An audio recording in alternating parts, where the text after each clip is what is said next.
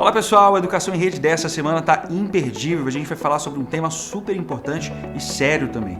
É a campanha Dezembro Vermelho. Você já ouviu falar sobre ela? Essa campanha é uma campanha nacional de prevenção ao HIV e AIDS, além de outras infecções sexualmente transmissíveis. O Dezembro Vermelho foi criado em 2017 e é um desdobramento do dia 1º de dezembro, que é o Dia Mundial de Luta contra a AIDS, que foi uma data instituída pela Organização das Nações Unidas e também pela Organização Mundial da Saúde. A gente vai falar sobre esse tema trazendo entrevistas e debates para você. Além disso, a gente também vai ter a nossa tradicional dica de livro, nossa agenda cultural também, toda quarta-feira às 7h30 com reprises aos sábados, às 5 da tarde. É o Educação em Rede. Eu vou estar aqui esperando você. Até lá.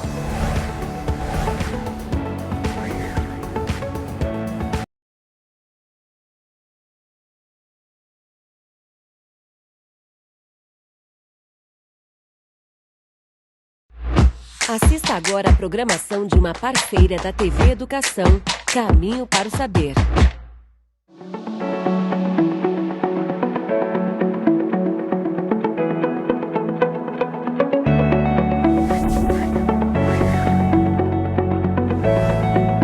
Olá pessoal, está começando agora mais uma edição do Educação em Rede, um programa desenvolvido pela Universidade Estadual do Maranhão em parceria com o governo do estado do Maranhão por meio da Secretaria de Educação. Para você que não sabe, a nossa proposta aqui é sempre trazer entretenimento, educação e informação para o nosso público, formado principalmente por jovens e adolescentes. E para abrir o programa de hoje, a gente vai tratar de um tema muito importante, muito sério também, que é a campanha Dezembro Vermelho. Você já ouviu falar dela? Essa campanha tem uma proposta aí nacional de prevenção ao HIV, AIDS e outras infecções sexualmente transmissíveis. O Dezembro Vermelho foi criado em 2017 e é um desdobramento do 1º de dezembro, que é o Dia Mundial de Luta contra a AIDS, que é uma data instituída aí pela Organização das Nações Unidas e também pela Organização Mundial da Saúde. As infecções sexualmente transmissíveis podem ser transmitidas pelo contato sexual desprotegido. Segundo o Ministério da Saúde, o país tem registrado anualmente uma média de 39 mil novos casos de AIDS nos últimos 5 anos. Aqui no Maranhão, segundo dados da Secretaria de Estado da Saúde, foram notificados aí 681 novos casos de AIDS no ano passado e de janeiro a junho desse ano foram notificados aí 207 novos casos. Os dados apontam também que 62% dos casos foram diagnosticados em pessoas do sexo masculino e 38% do sexo feminino. Por isso que é muito importante falar abertamente sobre HIV e também outras infecções sexualmente transmissíveis. E no programa de hoje a gente vai falar sobre esse assunto, trazendo depoimentos de personagens, entrevistas com pesquisadores e muito mais sobre esse assunto. E agora a gente vai conhecer a história do Tiago Ferrer, que é artista, ativista e usa suas plataformas para dar voz a esse assunto, para falar sobre esse tema.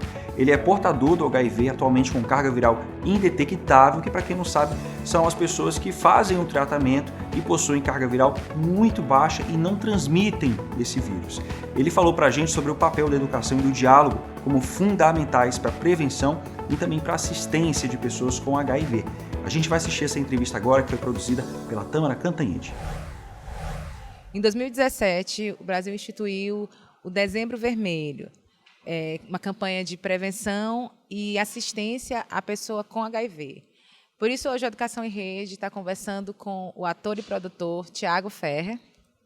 Ele tem 28 anos, é ativista LGBTQI+, e aos 24 anos foi diagnosticado com HIV.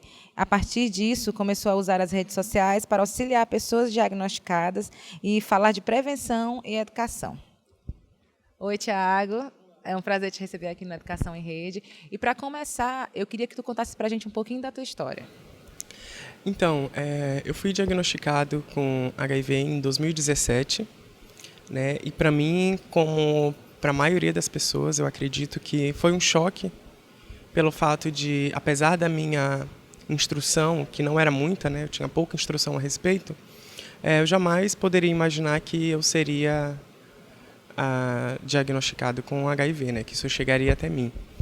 E então, por conta disso, para mim foi um choque muito grande, mas tão rápido que eu tive esse choque, rapidamente também eu parei para pensar de que forma que eu ia lidar com isso, né? Eu tinha duas escolhas, ou ia sofrer e lidar com isso como um martírio, ou eu ia buscar outras formas de continuar, né, de seguir de uma forma menos pesada. E o caminho mais assertivo que eu encontrei de buscar isso, de buscar essa força para continuar, foi buscando instrução mesmo, buscar me informar a respeito do que é conviver com HIV/AIDS. E, Tiago, tu tem um trabalho nas redes sociais e lá tu trata sobre prevenção, né, sobre questões de tratamento, né, da doença. E eu queria que tu falasse para a gente como que funciona isso, como que tu teve a ideia de começar a atuar nas redes sociais.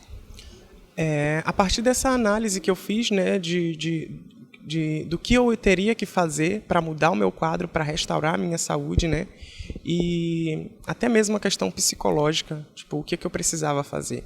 A partir do momento que eu busquei informação, busquei me instruir a respeito para lidar com isso de uma outra forma, eu comecei a ver que nenhum dos meus medos fazia sentido. E isso acabou por me fortalecer. E eu me sentindo forte e também tomando conhecimento de como ainda é o estigma, o preconceito na sociedade de hoje, mesmo passado 40 anos dessa pandemia, né?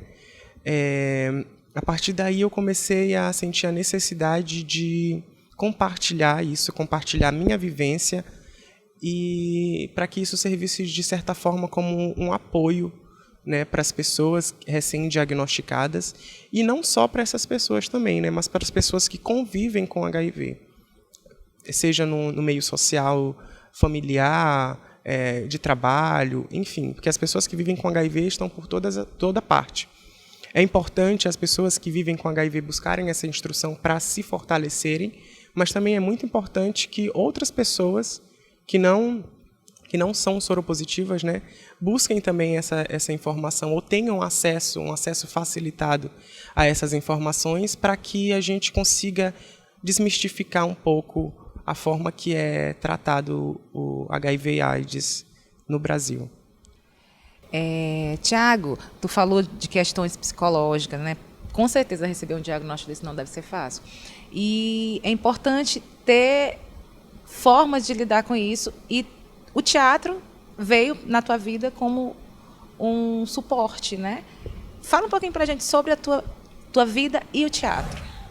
Então, quando eu fui diagnosticado, em 2017, tinha menos de um ano que eu tinha começado no teatro.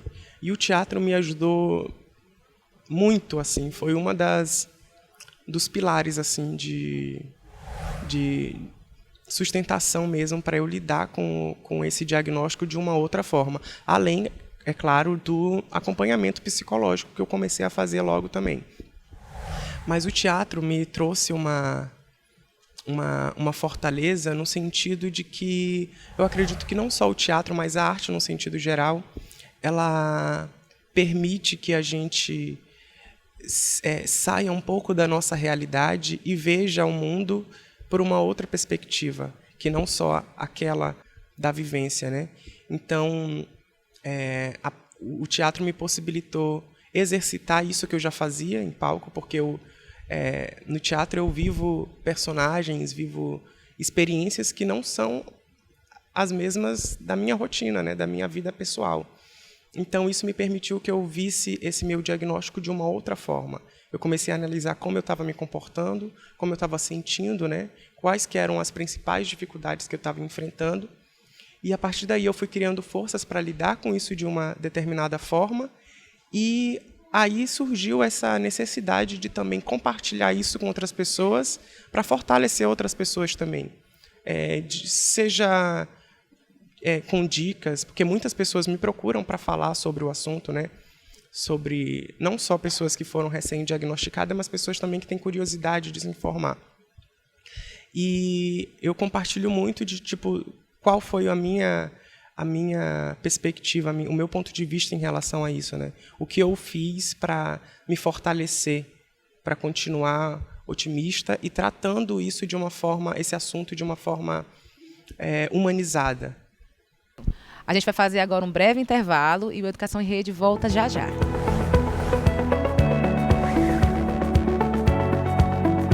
Olá pessoal, vocês estão gostando do Educação em Rede dessa semana? Você quer rever outros programas que já foram exibidos? Eles estão todos disponíveis na plataforma Gonçalves Dias ou no canal da UEMA no YouTube. E o conteúdo tem vários temas interessantes que ajudam você a refletir sobre diversos contextos da sociedade. Cidadania, uso excessivo da internet, bullying, racismo estrutural, educação à distância já foram alguns dos assuntos abordados aqui no Educação em Rede. E aí, que tal revisar esse conteúdo? Então fique ligado e acesse também as nossas redes sociais.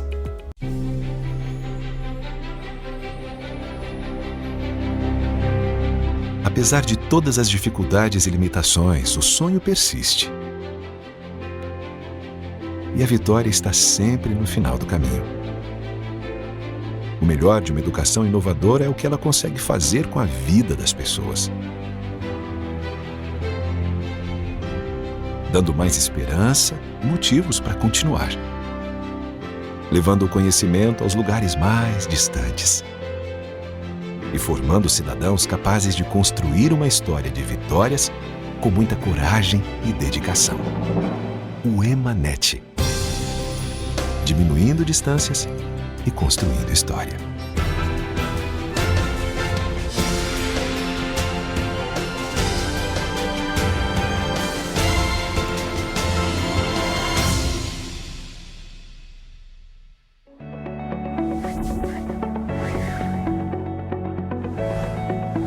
O Educação em Rede está de volta e a gente continua aqui o nosso papo com o ator e produtor Tiago Ferrer.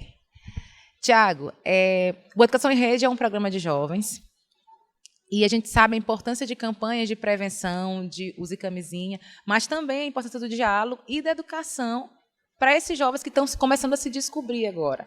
Fala um pouquinho para a gente sobre essa importância. Então, eu posso começar falando em relação à campanha que é feita, né, de conscientização, de prevenção, que na verdade é mais de prevenção do que conscientização. Eu acredito que essa campanha que é feita de prevenção é muito limitada apenas à hashtag Use Camisinha, sendo que não é apenas isso, né? Existe uma variedade gigantesca de formas de tratar e de prevenir e de lidar com o assunto, que não só apenas utilizando a camisinha, né? Que eu acredito que essa limitação ao use camisinha acaba desumanizando um pouco o contexto da campanha, né? Eu acho que, além da prevenção de utilizar a camisinha, existe também a conversa, né? O diálogo sobre o assunto de uma forma humanizada, sem baixar o tom, sem falar por metáforas, sem receios de falar sobre o assunto, né? Então, eu acredito que essa instrução deve começar a ser inserida, já deveria estar, né? Mas a gente lida com grande resistência, principalmente dos nossos representantes, né, de tratar sobre esse assunto nas escolas, principalmente com os jovens que estão começando a se descobrir, a se entender. Então, eu acredito que essa instrução para esses jovens é muito mais eficaz do que essa campanha voltada para o público adulto de apenas utilizar a camisinha, né? E, além da questão da prevenção, é muito importante também que se trate sobre o assunto das pessoas que já vivem com o vírus, que são milhares de pessoas. Porque a campanha é voltada basicamente para a prevenção. Mas e as pessoas que vivem, que estão na sociedade, que estão no nosso trabalho, no nosso ciclo de convivência, enfim, estão por toda parte, né? Tipo, como essas pessoas vivem, como a sociedade lida com essas pessoas, não é um assunto que é tratado nem nas campanhas, nem na escola, nem nos meios sociais. Então, eu acredito que uma forma muito eficaz de lidar com esse assunto, de tratar e de prevenir, é esse diálogo natural, esse diálogo humanizado.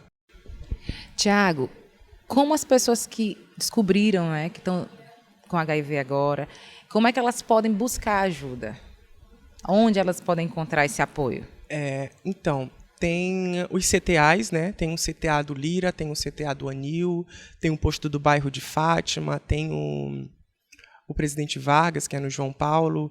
Então, além desses, tem umas outras casas de apoio, como, por exemplo, a Casa Acolher, que é uma casa que apoia pessoas, principalmente, que vêm do interior, né, para fazer o acompanhamento e tratamento aqui na cidade, que dão um suporte. No caso dos CTAs e dos outros postos de atendimento, tem toda uma equipe preparada para dar essa assistência, equipe de assistente social, psicólogos, enfermeiros, médicos. Mas, apesar de termos esses pontos de suporte, de apoio, de aconselhamento, ainda assim existe uma certa resistência das pessoas em irem a esses locais, mesmo que seja para fazer o teste. Muitas pessoas resistem porque elas têm medo de serem vistas no CTA indo fazer o teste, ou então as pessoas que fazem tratamento de irem com uma frequência procurar um suporte do assistente social ou do psicólogo por medo da associação, de estarem nesse lugar e serem julgadas como soropositivas. Então, apesar de termos esse lugar, para que esses pontos tenham, de fato, uma eficiência nesse atendimento, precisa ser feito um trabalho anterior, né, que eu acredito que está mais direcionado mesmo à educação sexual de jovens. Tiago, te agradeço por ter conversado com a gente. Queria que tu deixasse as suas considerações finais, alguma dica, né, ou um conselho para os jovens que estão assistindo a gente.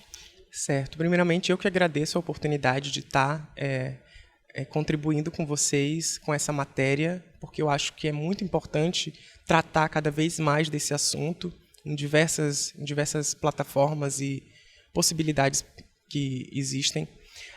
A dica que eu dou, né, o conselho que eu dou para a população em geral, mas principalmente para os jovens, que eu acredito que é a partir dos jovens que a gente pode conseguir começar de fato a mudar essa ideia do que é o HIV, do que é conviver com HIV. A dica que eu dou é de buscar instrução mesmo, buscar informação, seja da forma que for, seja pela internet, redes sociais, amigos, familiares. Eu acredito que essa é a principal base da gente começar a desconstruir todo esse estigma que existe, que não vai ser fácil, né? Nunca foi, e não vai ser do dia para a noite também que a gente vai conseguir mudar esse cenário, até porque são 40 anos de uma pandemia, né? Então, eu acredito que levar informação e as pessoas buscarem também essas informações, até porque a internet possibilita muito isso, né? Então, eu acredito que essa é a dica que eu dou, de buscar mesmo se instruir, não só para si, mas no caso da pessoa ser diagnosticada, né? Essa instrução é um suporte tanto para ela quanto para outras pessoas que possam vir a ser diagnosticadas, um familiar, um amigo, um colega de trabalho. Então, eu acho que a informação, a instrução é fundamental para todos e principalmente para os jovens. Tiago, agradeço a tua participação aqui, a tua colaboração com a Educação em Rede. E agora a gente continua no estúdio com o Lucas. Aí, depoimento forte esse do Tiago, importante também, ainda mais por ele ser uma voz, né, para conscientização, principalmente nessa fase da vida que é a juventude, né? A gente tem que ficar ligado e manter esse assunto sempre muito vivo e perto da gente. Bem, a gente vai fazer um rápido intervalo comercial, a gente volta daqui a pouquinho com mais Educação em Rede para você, não sai daí.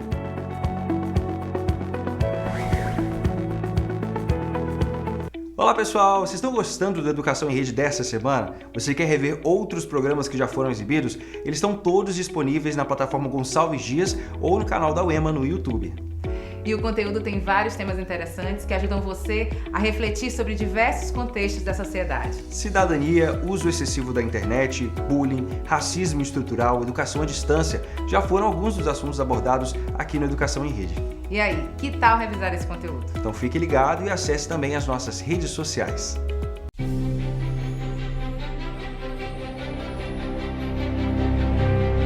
Apesar de todas as dificuldades e limitações, o sonho persiste. E a vitória está sempre no final do caminho. O melhor de uma educação inovadora é o que ela consegue fazer com a vida das pessoas. Dando mais esperança e motivos para continuar. Levando o conhecimento aos lugares mais distantes. E formando cidadãos capazes de construir uma história de vitórias com muita coragem e dedicação. O EMANET. Diminuindo distâncias e construindo história.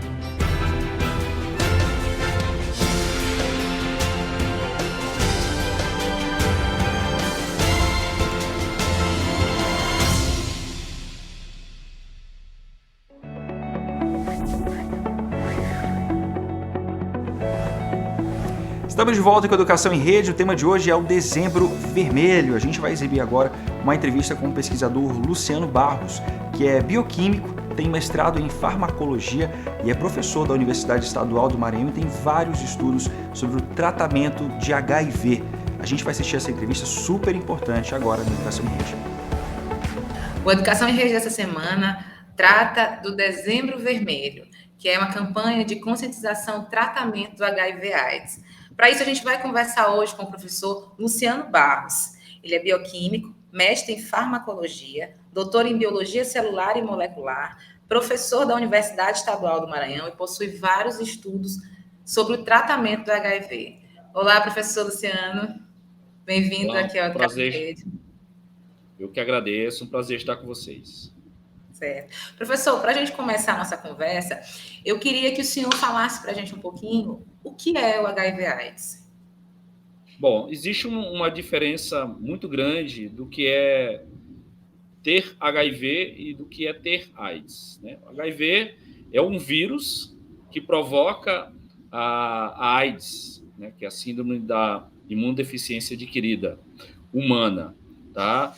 E a AIDS, ela só se desenvolve em estágios avançados da doença, quando o vírus já se multiplicou bastante no corpo de uma pessoa, ele destruiu todas as defesas imunológicas desse indivíduo e ele passa a ficar vulnerável a doenças que antes ele conseguiria combater com facilidade, certo? Então, o objetivo do tratamento é evitar que o vírus se multiplique muito no corpo das pessoas, né, para que, assim, ele não possa ter condições, né, de desenvolver a AIDS e, assim, ficar vulnerável a várias infecções oportunistas.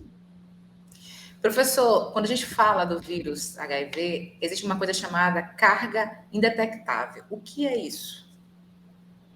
Bom, a carga indetectável ela está relacionada à carga viral, que é a quantidade de cópias do vírus circulando no corpo, tá? Então, a gente, também a partir do tratamento, evitando que o vírus se multiplique, tenta a todo custo fazer com que essa carga ela fique muito baixa. E quando ela fica muito, muito baixa, nós falamos de carga indetectável. Detectável a partir de exames laboratoriais, né, de grande acurácia e sensibilidade. E numa situação como essa, de carga indetectável, né, muitas vezes a pessoa ela não consegue transmitir o vírus, mesmo que ele tenha uma relação sexual desprotegida. Professor, eu queria agora que a gente falasse um pouquinho sobre a evolução dos medicamentos. Desde a década de 80 até hoje, a gente pode falar de uma evolução dos medicamentos. Dos medicamentos. Sim, houve grande avanço, né? Quem lembra um pouco do histórico do HIV, as pessoas que talvez tenham 40 anos ou mais, né? Acompanharam a evolução da doença e, junto com a evolução da doença, né, um ponto muito importante, né, foi o avanço que a gente teve no arsenal terapêutico de medicamentos. O tratamento do HIV ele é feito com drogas antivirais, mais especificamente de drogas muitas delas antirretrovirais, porque o HIV é um retrovírus, certo? E talvez uma das primeiras drogas que tenha surgido, ainda na década de 80, foi o AZT, a zidovudina. E nós não tínhamos, naquela época, outras alternativas além do AZT. Então, o tratamento ele era feito só com uma única droga, tá? Ele era bastante ineficiente. Isso fez com que as pessoas que tinham HIV desenvolvessem AIDS e, em virtude disso, uma mortalidade muito grande, que era o que a gente conseguia verificar, perceber naquela época. Ali, pela metade dos anos 90, surgiram outras classes de antivirais, como os inibidores da protease, e o tratamento ele passou a ser feito via de regra, com 3 drogas, 3 grupos de drogas. Tá? Então, o tratamento evoluiu a partir daí, mais ou menos ali do ano de 94, 95, e surgiu o que as pessoas chamam de coquetel anti-AIDS, né? Que é a terapia antirretroviral de alta eficiência. Tá? Então, com o uso dessas 3 drogas, ou dessas 3 classes de drogas, né, o tratamento ele se tornou bastante eficiente, o que permitiu que pessoas vivessem muitos anos com uma carga viral muito baixa. Tá? E essa carga viral baixa, às vezes indetectável, né, permite às pessoas manter uma qualidade de vida muito boa. Né? O que tornou o HIV/AIDS, né, quase, as pessoas vivendo com HIV quase que uma doença crônica, vamos dizer assim. Né? Então, desde que ela se cuide, desde que ela faça o uso regular do medicamento, né, isso permite a elas ter uma vida quase que normal. Tá? A pessoa ela pode fazer tarefas as mais diversas, praticar exercício físico. Né? Muitas pessoas hoje mantêm relacionamento soro discordante. O que é isso? É um parceiro com HIV, outro sem HIV. E mais, né? Poder ter, às vezes, relação sexual, mesmo sem preservativo, quando a pessoa ela deseja ter um filho. Né? Então, se ele tiver em boas condições, com uma carga viral muito baixa, né, o parceiro ele pode até mesmo fazer esse planejamento familiar, ter um filho, e o filho, né, nasce sem o vírus, tá? Livre do vírus. Tá? Mas, claro, reforçando que nesses casos de parceiro soro discordante ou qualquer situação, o ideal é sempre se prevenir. Tá? Porque, apesar do HIV/AIDS hoje, graças ao tratamento, né, ter essa condição, ainda hoje é uma doença que você não pode baixar a guarda e pensar que está tudo bem. Importante, né? Sim. O senhor tem muitas pesquisas sobre o tema. O senhor acha que já é possível, assim, falar daqui a alguns anos em uma cura? Eu acredito que sim.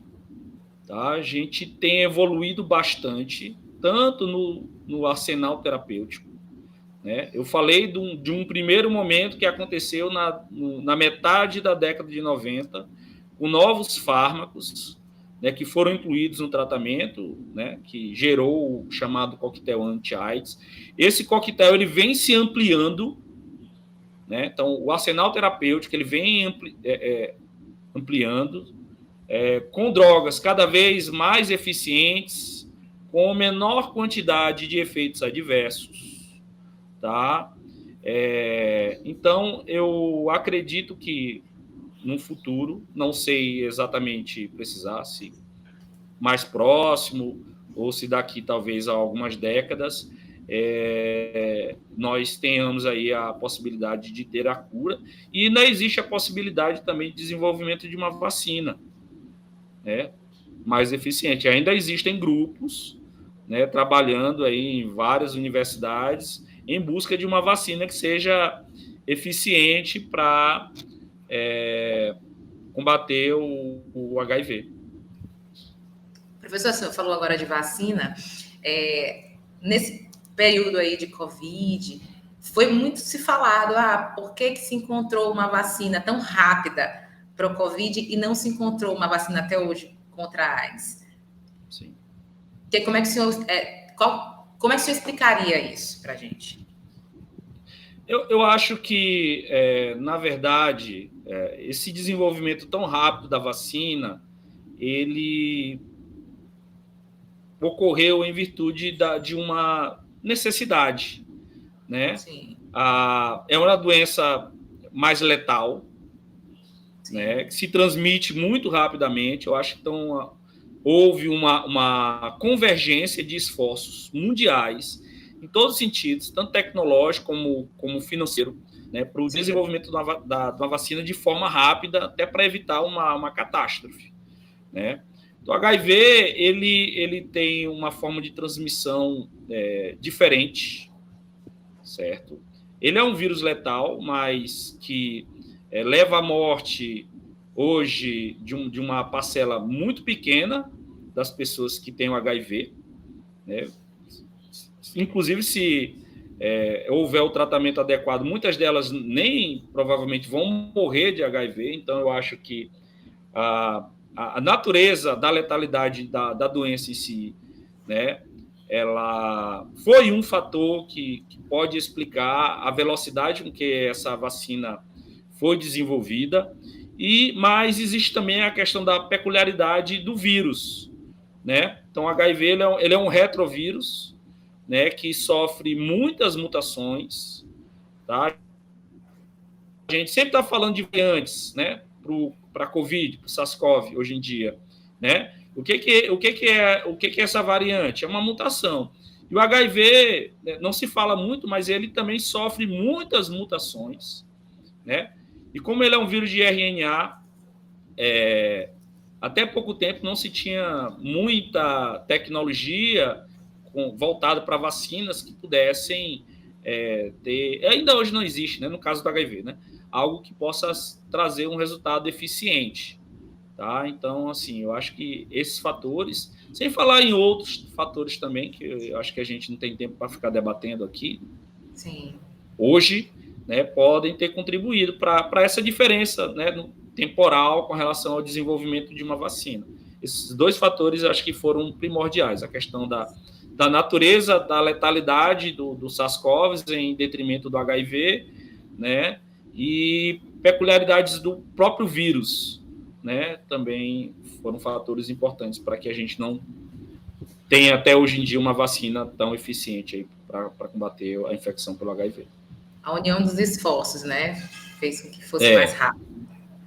Isso, exatamente. Porque assim, o que acontece para o HIV é que ficam grupos, né, isolados trabalhando, né, e não existe talvez uma união de esforços internacional como houve para a COVID.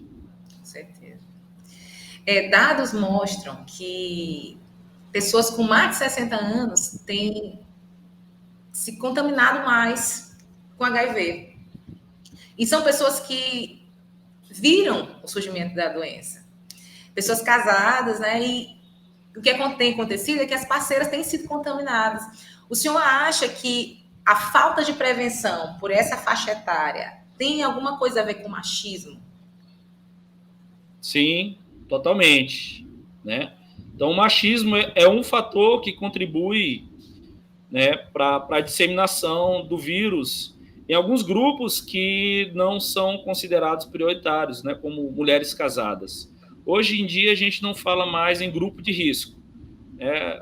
Então, o Ministério da Saúde ele coloca como grupos-chave e prioritários, né? Então, mulheres, fruto de um casal heterossexual com uma certa idade, e elas não estão dentro desse grupo, nem chave, nem prioritário. A gente não fala mais em grupo de risco. Tá? Então, o machismo, né, ou uma falsa impressão que a doença não é grave, não é mais perigosa, porque hoje a gente não tem uma grande letalidade em virtude do tratamento, talvez sejam fatores que contribuam para casos de infecção para HIV nessa população, né, das mulheres casadas. Certo. Professor, em relação a tratamento, a pessoa que foi diagnosticada, onde ela pode buscar tratamento, informações e apoio? Certo. Felizmente, o tratamento para o HIV e para a AIDS, ele está disponível na rede do SUS, tá? Em vários locais. O local mais adequado para você encontrar o tratamento, né? Existem vários tipos de tratamento, posso falar do tratamento das pessoas que já estão infectadas. Hoje já existe tratamento preventivo, pré-exposição e pós-exposição. É importante se falar dessas outras formas de tratamento, né? Tratamento pré-exposição seria para pessoas que têm um alto risco, que não têm o vírus, mas que têm um alto risco de entrar em contato com o vírus, como, por exemplo, profissionais do sexo, né? Ou um tratamento pós-exposição, né? Então, a pessoa é um profissional de saúde, e aí se acidentou com agulha, ou foi estuprada, ou teve uma relação sexual consentida ou não consentida, você pode ir em busca de um tratamento pós-exposição, para evitar a infecção. E existe o tratamento das pessoas que foram diagnosticadas com vírus, né? Então, como eu falei, está disponível no SUS, né? E existem serviços especializados como o SAI, o CTA, aonde obrigatoriamente a população infectada pode ter acesso, né, a esses antivirais. Vai ter um profissional, médico, outros profissionais, enfermeiros que vão, né, fazer uma série de abordagens, desde exames laboratoriais, né, até aconselhamento e tratamento adequado para essas pessoas. E campanhas de prevenção, professor? Eu queria que o senhor falasse um pouquinho sobre a importância desse tipo de campanha, porque às vezes é um assunto que se fala pouco, né? Qual a importância desse tipo de ação? A campanha de prevenção, como essa campanha do Dezembro Vermelho e outras, tá, do Dia Internacional de Consciência do Combate ao HIV/AIDS, né, são iniciativas importantíssimas, assim como outras que a gente consegue perceber hoje em dia, que visam passar informações, esclarecimentos a respeito, né, de medidas que são importantes para diminuir vários aspectos, desde a transmissão da doença, né, e até mesmo diminuir preconceitos, no caso do HIV, que é algo extremamente importante, mesmo nos dias atuais, né? Então, é uma doença onde existe uma carga muito negativa, né, principalmente com as pessoas de mais idade, né? Então, assim, essas campanhas são importantíssimas para evitar que mais pessoas possam se infectar, que mudem seu comportamento, no sentido de ter uma atitude mais proativa, mais positiva, para evitar, assim, a disseminação do vírus, né, e os problemas advindos da infecção pelo HIV. A gente está aqui num programa educativo, né? Nosso objetivo é espalhar o conhecimento, informação. E eu queria que agora, para a gente encerrar o nosso bate-papo, o senhor deixasse uma mensagem para os jovens que estão nos assistindo. Certo.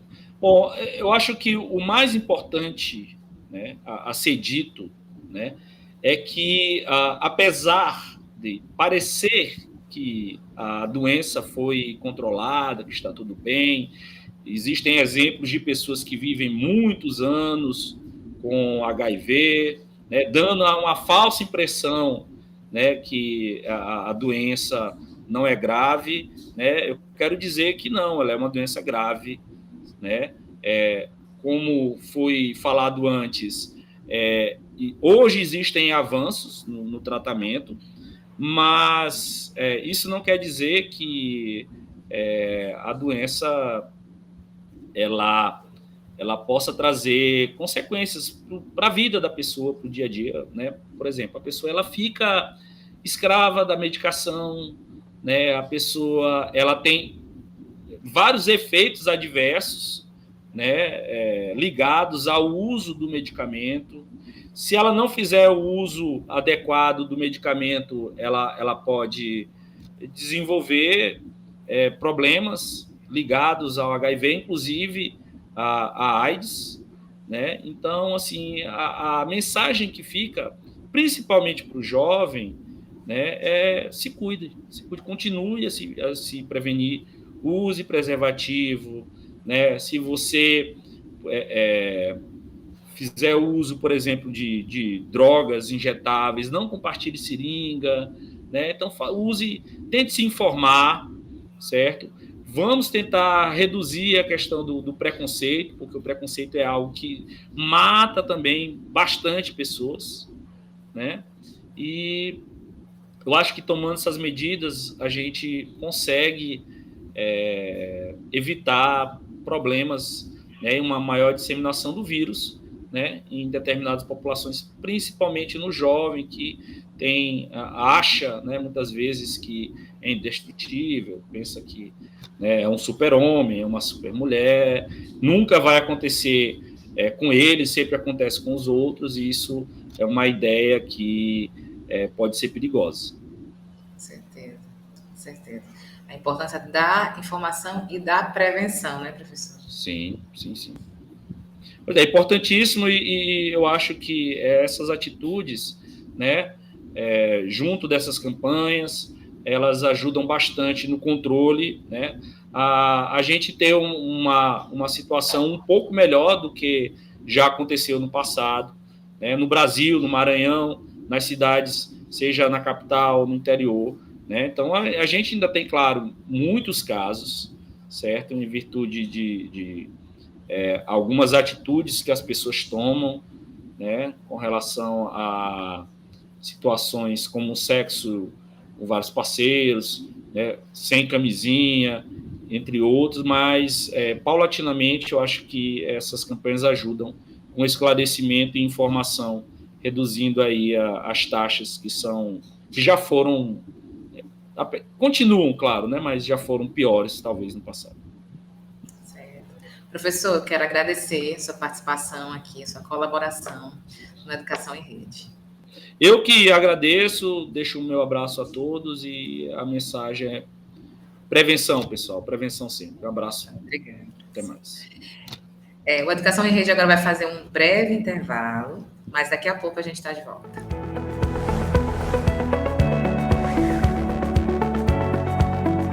Olá pessoal, vocês estão gostando da Educação em Rede dessa semana? Você quer rever outros programas que já foram exibidos? Eles estão todos disponíveis na plataforma Gonçalves Dias ou no canal da UEMA no YouTube.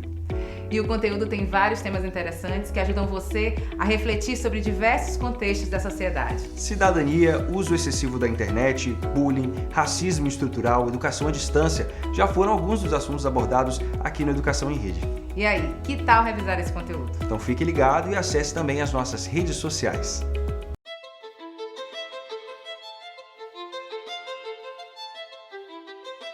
Tudo começa pelo primeiro degrau. Os ambientes estão em constante transformação e poder acompanhar as mudanças faz parte do processo de evolução. Hoje, a sala de aula mudou e virou a nossa casa. Professores precisam se adaptar à nova realidade, mas não precisam passar por isso sozinhos. Quem quer chegar ao topo não pode apenas ficar esperando. É preciso subir degrau por degrau. Escada. A plataforma de cursos abertos da UEMA é um caminho rumo ao topo, mas principalmente rumo à transformação, aprimoramento profissional, crescimento pessoal. A plataforma aproxima as pessoas dos seus objetivos. Cursos livres online que desenvolvem a competência em diferentes áreas. Mais de 400 mil usuários em todo o território nacional e em outros 59 países. Escada. Experiência e eficiência compartilhando conhecimento e qualificação. Uma plataforma interativa e de fácil acesso, inovadora no uso das tecnologias e atualizada constantemente. A pandemia alterou a vida de milhões de pessoas. Professores e alunos dormiram em um mundo e acordaram em outro completamente diferente. Com novas demandas e exigindo novas habilidades, ficar parado no meio da escada não é uma opção. Buscar o aperfeiçoamento profissional é o caminho. Um caminho que não precisa ser trabalhado sozinho. CAPES e UEMA unidas em prol da educação. uma parceria que vai ampliar as oportunidades de formação docente. É a expertise da UEMA em desenvolver alternativas inovadoras por meio da plataforma Escada, aliada ao compromisso da CAPES com a formação continuada de professores, 2 instituições por uma educação melhor e mais qualificada no Brasil. 300 mil vagas, 5 cursos especialmente idealizados para os professores, gratuitos e com certificação, com foco na nova realidade que é aprender, trabalhar e evoluir. Mesmo que não saibamos quando tudo isso vai passar, podemos pelo menos ter uma certeza, a de que um dia tudo isso vai passar. E até lá, a CAPES e a UEMA serão promotoras do conhecimento, do aprimoramento, do aperfeiçoamento profissional e, é claro, da formação de professores. Enquanto houver esperança, sempre haverá um caminho, degrau por degrau, até o topo da escada.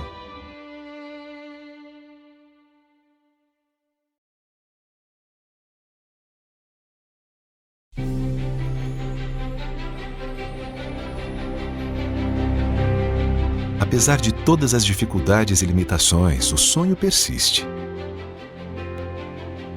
E a vitória está sempre no final do caminho. O melhor de uma educação inovadora é o que ela consegue fazer com a vida das pessoas.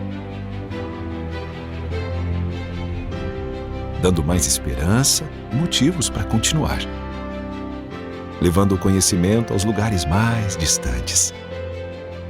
E formando cidadãos capazes de construir uma história de vitórias com muita coragem e dedicação.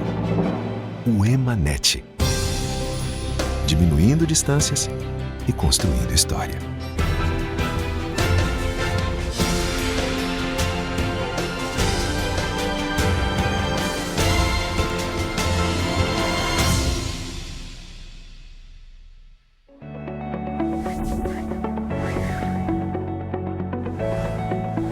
Estamos de volta com a Educação em Rede, hoje um debate super importante sobre o Dezembro Vermelho. Você pode rever esse material depois nas plataformas da UEMA. Agora a gente vai para a nossa dica de livro, que hoje está super especial, viu? Ela vem do vocalista de uma das bandas de reggae mais importantes do Brasil e respeitada internacionalmente, que foi criada aqui no Maranhão.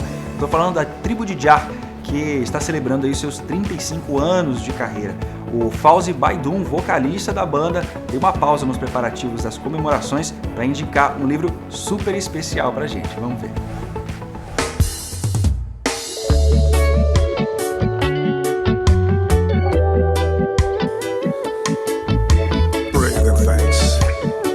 Graças e louvores. Você quer amor? Se você tem amor em Jah, infinito amor. Alô amigos, aqui Fauzi Baidun da banda Tribo de Jah, muito feliz em poder participar desse quadro da TV Educação, falando de um livro especial, um livro que marcou minha vida, e esse livro marcou muito, né? Eu acho que é a pedra angular de toda uma edificação aí espiritual, o livro que se chama Autobiografia de um Yogi, do autor Paramahansa Yogananda. Para mim esse livro, cara, é a porta para o infinito, é um livro, é um clássico da literatura espiritual, por assim dizer, né? Fala de um santo indiano que ele renuncia a tudo, né? Para se dedicar à sua devoção, a dedicar a sua missão de amor a Deus, de, né, espalhar essa... Mas conta a história da vida dele, é uma história, quer dizer, é quase um filme, né? Uma história fantástica, a vida dele, desde bebê até a fase adulta, a missão dele aqui na Terra. Um livro sensacional que marcou minha vida até hoje, e eu recomendo porque é um livro de um conteúdo assim fantástico, que com certeza vai abrir muitos corações e mentes. Essa é a minha dica. Beijão a todos, Jah bless, Yaman. É isso aí, obrigado Fauzi aí pela dica. Agora a gente vai para a nossa dica de agenda cultural. Aqui as informações não param. Vamos lá para a nossa agenda cultural do Educação em Rede. para quem vai fazer o processo seletivo de educação superior, o PAES, em 2022, fique atento que o período de isenção da taxa de inscrição vai até o dia 17 de dezembro, anota na sua agenda. E além do PAES 2022, a solicitação de isenção da taxa abrange outros processos seletivos, como para o Programa Especial de Cursos Superiores de Tecnologia, Programa Ensinar, Programa de Formação Docente para atender a diversidade étnica no Maranhão e cursos de graduação à distância do UEMANET, que venham fazer parte aí do calendário de 2022. Para você conferir as normas do edital, é só você acessar o site que é o www.ema.br. É só você ficar ligado. E para quem já concluiu o ensino superior, estão abertas as inscrições para o 7º Seminário de Pós-Graduação em Geografia, que vai acontecer no dia 7 de dezembro de modo virtual. O evento tem como tema o espaço geográfico, a crise político-ambiental e as desigualdades sociais e traz várias vertentes dos estudos geográficos que fazem parte do cotidiano. As inscrições são gratuitas e estão disponíveis também no site da Universidade Estadual do Maranhão. E ainda para quem quer seguir a carreira acadêmica, foi divulgado o edital para o mestrado profissional em educação. As inscrições vão até o dia 30 de dezembro e vão ser oferecidas aí 20 vagas, 10 na linha de pesquisa gestão educacional e escolar também, e também 10 na linha de formação de professores e práticas educativas. E é isso, essas foram as nossas dicas da agenda cultural. Para você rever essas e outras dicas, outros materiais exibidos na Educação em Rede de hoje, é só você apontar a câmera do seu celular para o QR Code que está aparecendo aqui na tela, para você ter acesso a esse montão de conhecimento para você. Mas por hoje é isso, a Educação em Rede fica por aqui, a gente volta na semana que vem com muito mais conteúdo para você. Eu espero você.